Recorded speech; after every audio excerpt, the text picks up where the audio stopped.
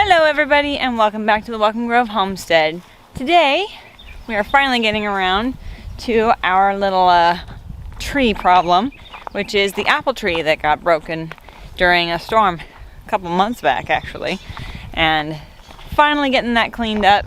So one of our new neighbors from across the road came over to help us out with this tree in exchange for some of the wood to use for his smoker. They're getting going.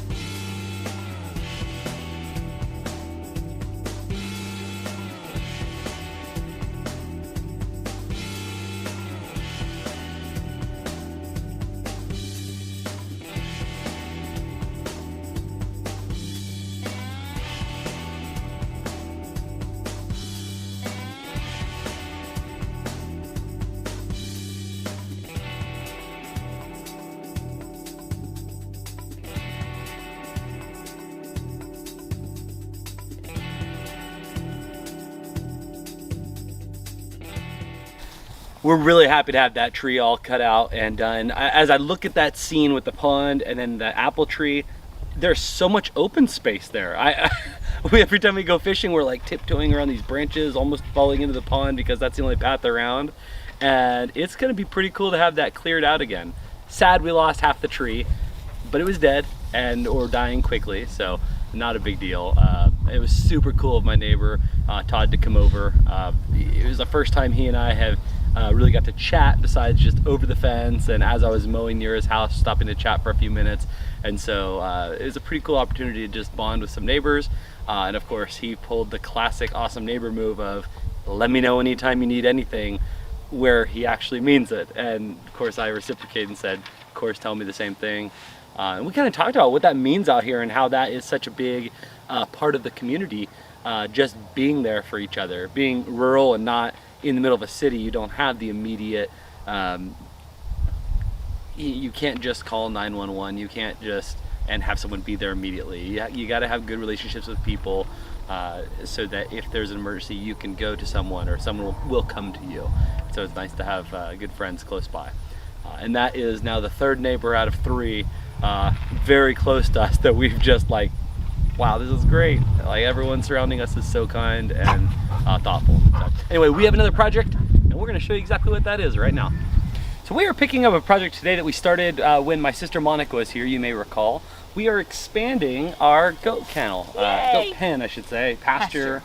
Yeah, we're gonna be expanding it from what it is to probably 3-ish times as large, and kind of brushed in like this. Trees and plants and grasses that the goats could just go to town on, and that will allow the area they're in to rest, which is really what you want to do, pasture manage a little bit. Oh, we got a goat. Here, you got to see this. The area that used to be a burnt pile, and they love that charcoal. She's having a good old time rolling around in that. That's funny. Sorry, as you were. That's why we're here, to enjoy that kind of scene, right? So the plan here is to just clear out the area that used to have an old barbed wire fence on it, and we are going to put in some high tensile fencing and just kind of keep the same posts that are there and trees that are there, which will make obviously putting in a fence a lot easier to recycle. But we will have to check them and make sure they're sound. Yeah, which I've done already once, but we'll do it together, and she can make some judgment calls and anything that I had some questions on. So are you ready to get started and lop away? Oh boy, can I. All right, so I gotta test these on something to make sure they're sharp. Put your finger right. No. No? No. No? Nathan earlier asked me, he goes, do you think these would take your finger off? Yes. Yes, very much so. In fact, I had a friend growing up whose dad and mom were working in the yard, and he reached out to grab a branch that he thought was the branch she was holding, and it was her hand with a finger being the branch. Didn't end well. There was much tears and hospitalization and surgery, and Reattachment. I think they tried to reattach it. It was almost completely severed. I don't remember if they actually got it back on. But if it's you, let me know.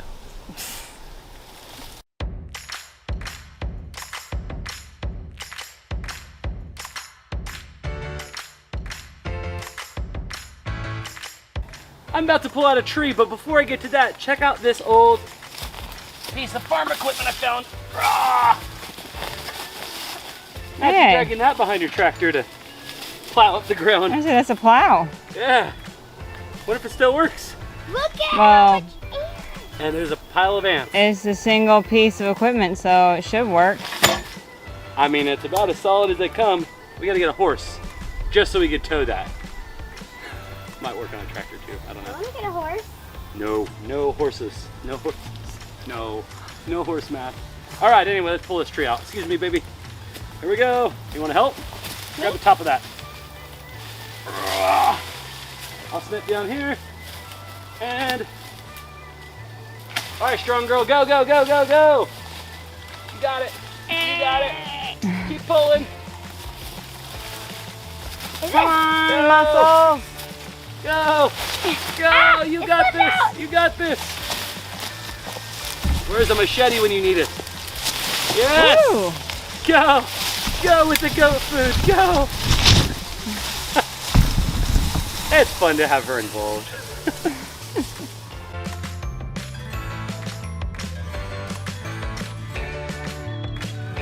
Those are some happy goats there. They're getting the brush that we're clearing out. They are going nuts for it. They're rubbing on it, they're fighting over it, and eating it.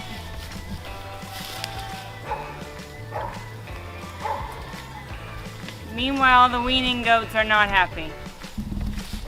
The doelings are crying and screaming because they can't see their moms. I actually checked on them. There's nothing wrong with them.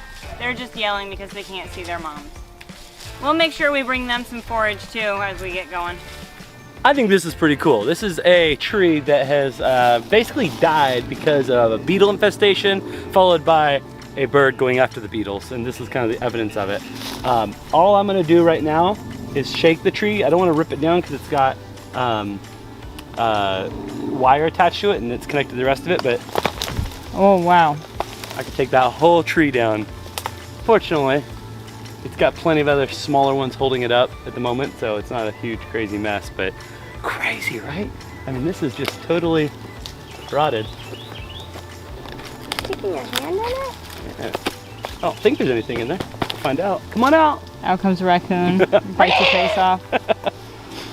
That would be a shame, because if they bit my face off, y'all wouldn't be able to see my beautiful face anymore.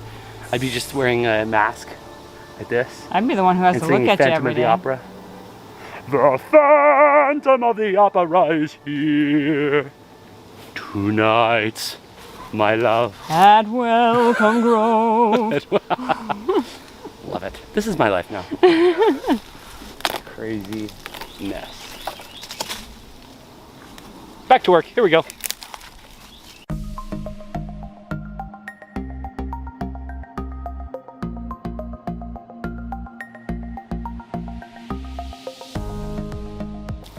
So when we're all done with this, we're gonna have a tick checking party because ticks are everywhere in these trees. Oh, you got a little inchworm right there on your collar. Little fella. Right in front of your chin. In front of my chin? Yeah. Like on your collar. Oh, that's really creepy. Anyone want to see my chester? My chester has a personality. That's a little snake looking thing. Little camouflaged inchworm. Creepy. At one point Amanda commented, do I have something in my hair? And it looked like taking her hair. I'm like, oh great. So anyway, this is not without its wiles and terrible terrors, but here we are, rocking it. This pond behind me is our destination for this fence. We're gonna be going straight down to it and then determining how far in we wanna go and if we wanna fence the back end so the dogs don't get out, all that good stuff. But destination right now is get to the water, get the fence line clear, and make it happen snappy. Let's do this.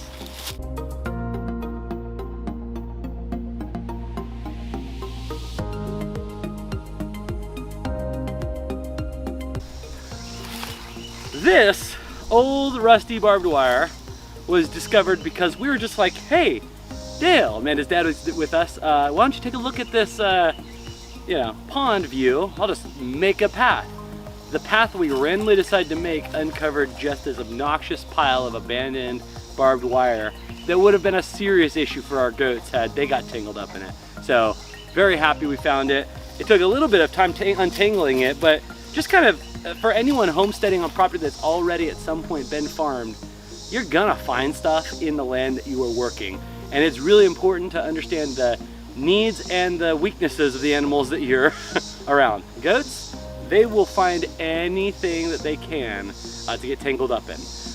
And that's just not a healthy thing to have rusty barbed wire anywhere on your property that you don't know about. So I'm glad we found this, untangled it from all the trees, and we're gonna make a Christmas wreath out of it next. Merry Christmas, everyone.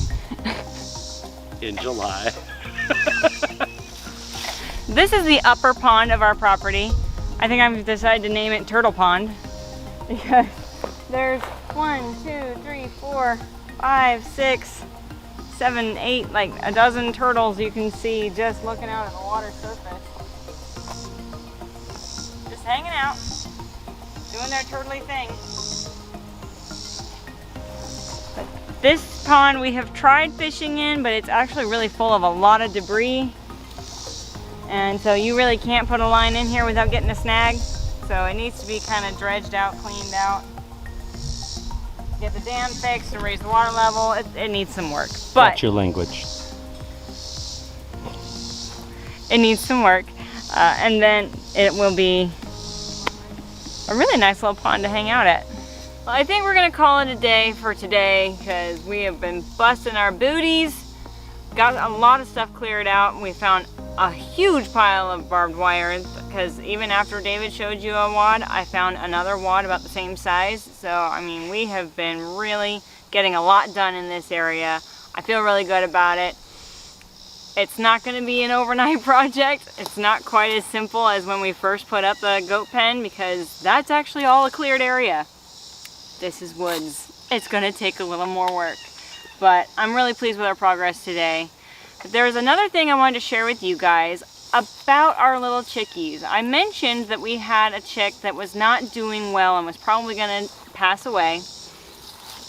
But it turns out there's a bit of a surprise with him.